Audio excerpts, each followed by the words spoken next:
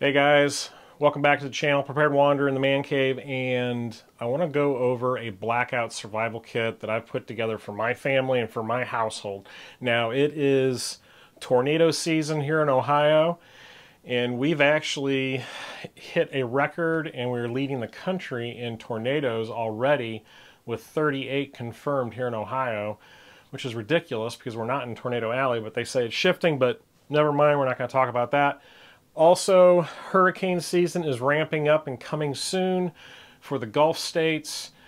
And having some kind of kit prepared and ready to go when the lights go out, when the power goes down, is always a great idea. Of course, you should have all kinds of things in your home prepared already, including water, food, and all these items, but having something that you can grab pretty quickly and you know where it is, and it's always in the same place, always at the same time, never moves, and it's ready to go, can be a lifesaver. Because I can tell you from personal experience many years ago when I was not as prepared as I am now, I've had several instances where we've had tornado warnings and watches, power's gone out, and now I'm scrambling looking for lanterns and flashlights and candles and all that stuff. And there's no need to do that when you can have a Blackout survival kit kind of prepared. And it doesn't have to be overly elaborate, it doesn't have to be overly huge, but it just needs some necessities that'll get you by in that situation. So we're going to get into mine. I'm going to show you what I've packed, and then please feel free to leave some comments down below and suggest things that you would put in yours, and then we'll have a discussion that way. So let's get into it right now. So this is my Blackout survival kit, and the container that I'm using is a Hyper Tough bucket that I found at Walmart. What I love about this thing is it is square instead of round, and actually I find it much easier to pack gear into it. Also, it is very sturdy. You can actually sit on this thing and it will not collapse or break. It's very tough, and has a nice big convenient plastic handle. I think it was under $20. It is not gasketed, so it's not waterproof, but it really doesn't need to be if it's in my house. So first thing, what I have on top here is I have a couple of platypus water bags. Now, Blackouts, you really don't have to worry about water issues right away. It's only if the power is going to be out for an extended period of time and there are plumbing issues where they're shutting off water and utilities, and that may not happen. Sometimes you have water and you just don't have power to the house, so you do have clean water, but I like to have this as a backup. So a couple platypus bags, and then just a basic Sawyer squeeze filter system to go along with that. So I do have a means of filtering some kind of water if I need to, or even if I have to take this bucket and I have to go someplace with it, I have the ability to filter some water for myself and my family. Of course, food items, we're going to go over that here in a minute, but let's pull these all out because I've got quite a bit packed in here. Light sources are very important, of course, with a power outage, and I love these rechargeable solar lanterns. This is a little fold-up one. Really can't remember where I got this at. I think I got it at like a big box store, like a Meijer or something. It was actually in the outdoor patio section, but it folds up. You can put water in it to help with the amplify the light a little bit, but it is solar, and it has a couple different settings. But it's very lightweight, doesn't take up a lot of room because it folds up. So it's an excellent lantern for another light source. Another lantern source that you can use is this one. This is from Streamlight. I've had this one for many years, and it has served me very well. It's a great little lantern. What I like about it is it's very compact. It's got a couple different ways of hanging it. You've got a handle there, but you also have this clip on the bottom, so you can hang it both ways. It is a white light, but it also has a red light built into it, which may not be important for a blackout kit in your home, but it certainly is great for camping. And it runs on 3 AA batteries. And of course, it goes without saying you should have a headlamp for each family member. It really doesn't matter what brand or type you use, that's up to you. There are so many of these on the market, from very inexpensive to very expensive. I like good basic ones that just take a basic AA or AAA battery. You can find these in all your big box stores, and just make sure you store these with the batteries out until you need them.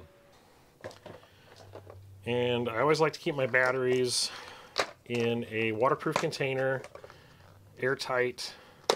This is a little Plano box that my wife got me at Walmart, but this holds all my batteries, and this is the common sizes that I'm using in this Blackout survival kit. So I've got AA's, AAA's, and then it's never a bad idea to have some type of multi-tool with you, just so you're not searching around the house looking for one. I mean, you should have one on you, but a very simple Victorinox Swiss Army knife is a fantastic tool to throw in your kit because, of course, it has all those common tools that you could use, like can openers and bottle openers, and that can come in very handy.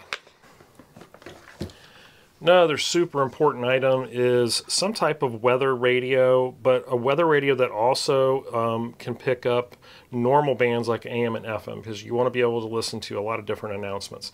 What I like about this particular one is that it is a hand crank radio, but it also takes AAA batteries.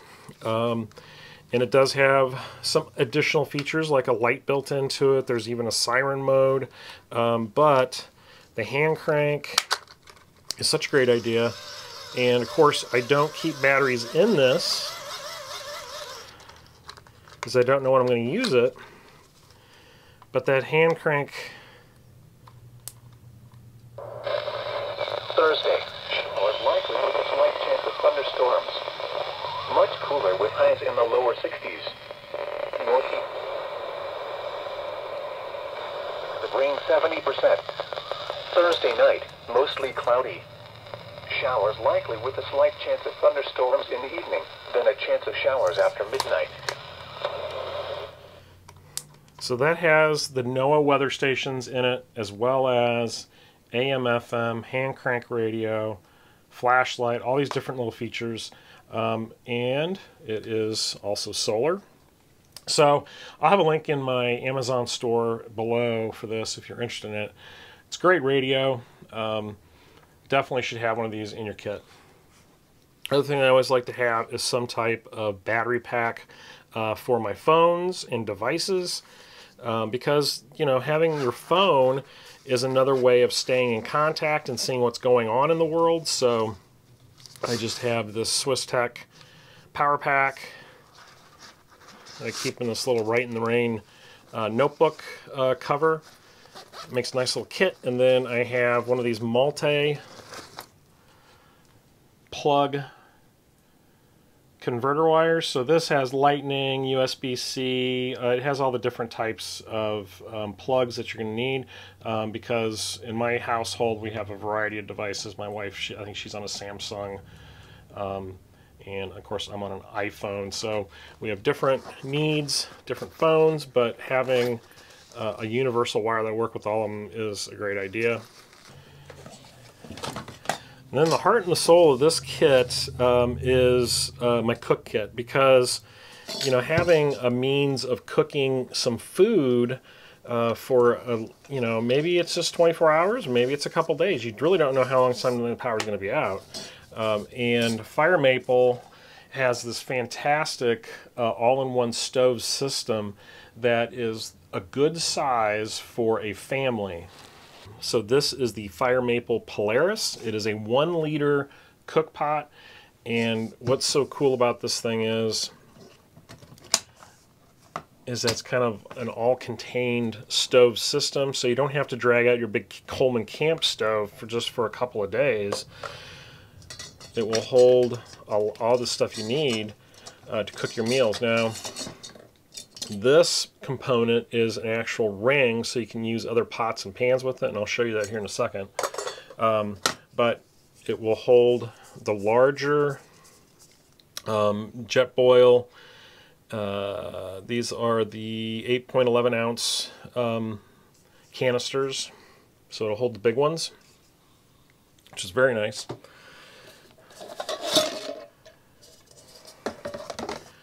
Then you've got your actual stove, which has a piezo igniter, and then it has a pot stabilizer. So this goes on the bottom of your canister.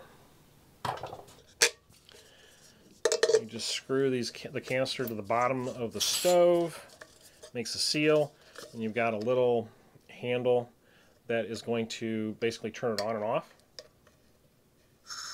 You can hear it.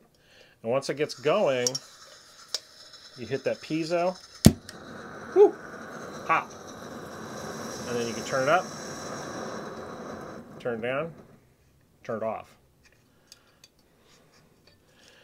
And then what's cool about this particular stove, this Polaris model from Fire Maple, so you unlock that, pull that off, it comes with this ring, and the ring just sets in there, right? And now you're able to put another type of pot that's not necessarily the one that locks in.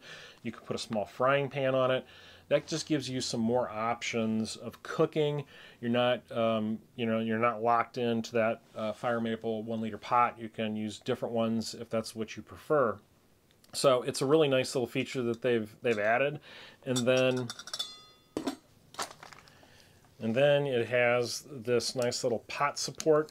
Now this is probably more for camping when you're out on uneven ground, but the pot, or the fuel canister just kind of locks into place, and that gives you a very solid platform to work from. And of course, with these stoves, since you are in your home, you need to work in a ventilated area.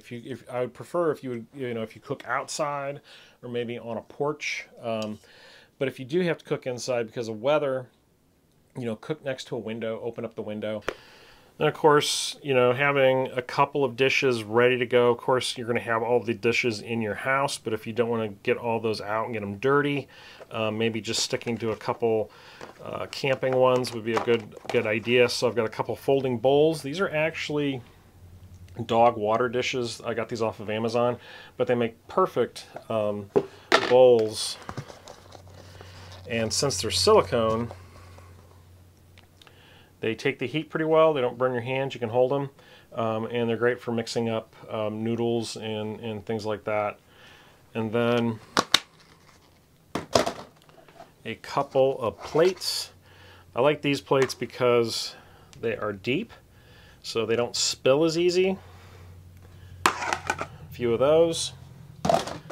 And then, of course, the utensils, whatever you want to use. You can even use your household utensils, really doesn't matter. Just having some in the kit ready to go, because like I said, you might be able to take this kit with you if you have to leave your house. At least you can grab it, and it has a few necessities that to help your family. Oh, I've also got a couple of folding cups. Forgot to show these. These are from Walmart, and these are fantastic. Inexpensive, silicone. I drink coffee out of these when I'm camping all the time.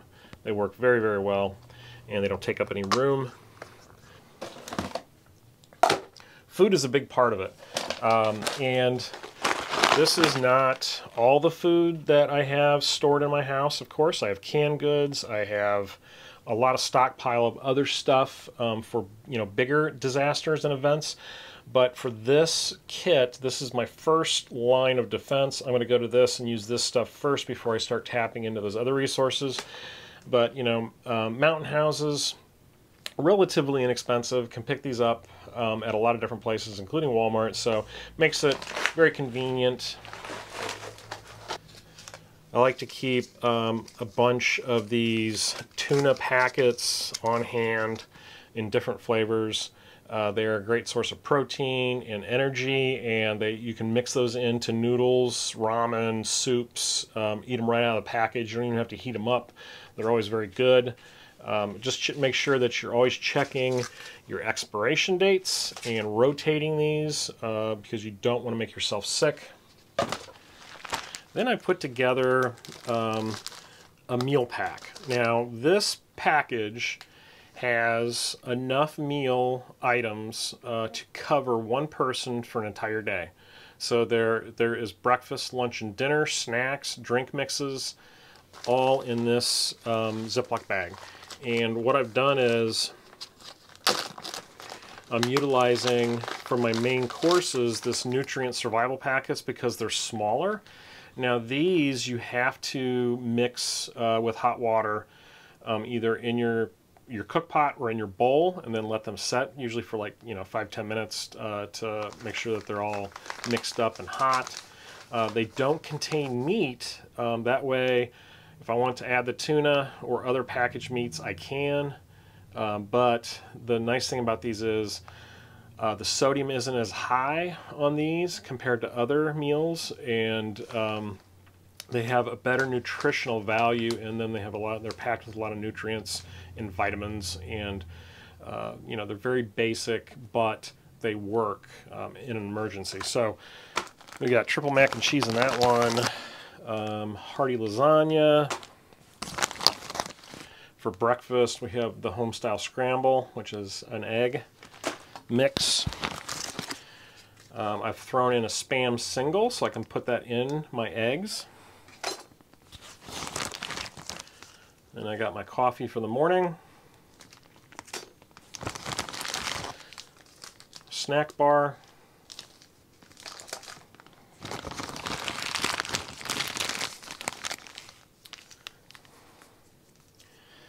Nutrient survival, vitamin coffee. Pretty good stuff. Classic roast. I really like this. It's got a good flavor to it. And then a couple of different drink mixes that I can add to water. These are great, especially if you are trying to hydrate more. These hydration multipliers are always a great idea to add to your food kits. And then a nutrient survival cookie, which is it's very similar to a Cliff Bar, but tastes a lot better. And they come individually wrapped, so I can just put one of these in my kit. So this, what is this? A quart bag, I think. Maybe a pint, I don't know. But that all holds enough food for one day for one person. And then I've got 3 of these built in my box. So it's not a ton of food. This food in here is going to last a couple of days, and then that's it. But that's all it is for. That is all it is meant to do. Another item that's not necessarily in the kit, but is never a bad idea to have, is one of these battery banks or packs. There are so many of these on the market right now, all kinds of different brands. Do your research, find one that works for you. This one is from All Powers, but what's cool about this is you can actually power an appliance with this. You can power your phones. You can do all kinds of different stuff. So there's the different USB-Cs. But you just need to keep these charged up and ready to go, so when the power does go out, you have power. They're pretty heavy, but fantastic item just to kind of keep in your closet along with your kit. So hopefully this gave you some ideas. If you like this kind of content, please do me a favor and consider subscribing, hitting that bell icon so you get notifications when the videos come up. I try to post videos every weekend. Usually Fridays and Sundays are my days to post, so look for those. And share content if you really like this stuff. Share it with your friends and your family. And also check out the affiliate links down below. There'll be some of these items in my Amazon store, so if you want to check them out, see the prices, read specs, you can do that. And if you want to buy them, that's great. Also check out preparedwanderer.com. That is my website. videos, articles, links to everything there. And then, of course, Facebook. The Facebook group that I have, Prepared Wanderer, is gigantic. I can't even remember how many people's on it. I think it's like 25.6 thousand or something like that. It's really huge. So join that group, because there's a lot of people on there sharing their information, their ideas. It's not all just me, it's other people too, and that's what's great, you know, having a community behind you to share ideas with. And as always, thank you so much for watching, and we will see you next time on The Prepared Wanderer.